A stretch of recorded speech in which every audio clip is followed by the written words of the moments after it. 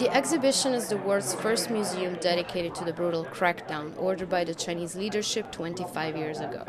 While references to the crackdown are banned on the mainland, activists and politicians in Hong Kong have long called on Beijing to offer a full account of what happened on June 4, 1989.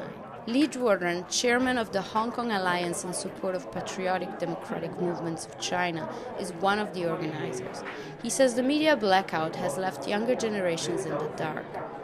可能就现在对6·4发生什么事，他们也很模糊。 They are very confused about what happened in Tiananmen. They should come here to learn more about June 4th. We also hope they can carry that knowledge and the spirit of the students' movement back to China and strive for democracy.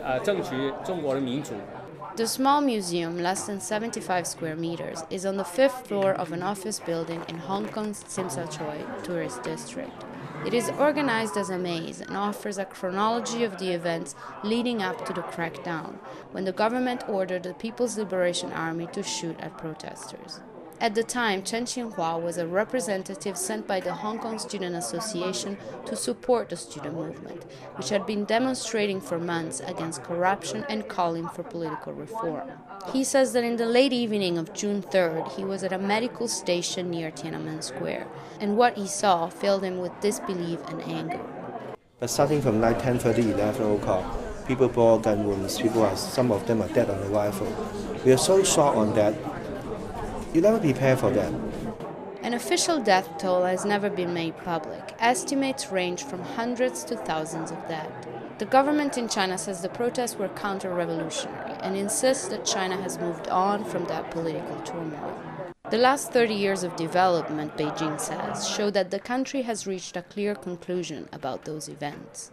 Liu Ruixiao is a Hong Kong journalist. He was in Beijing during the crackdown and says that economic development alone will not make China strong.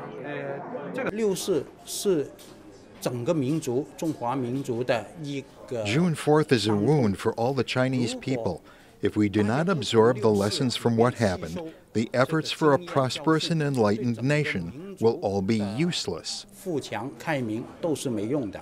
The museum ran into some opposition. The building's owners' committee tried to block the opening with a vote earlier this month, an effort that organizers say was due to pressures from mainland authorities. On Saturday, pro-Beijing protesters stood outside the museum's building, holding banners, suggesting violence was started by the student movement. Valli reporting for VOA News, Hong Kong.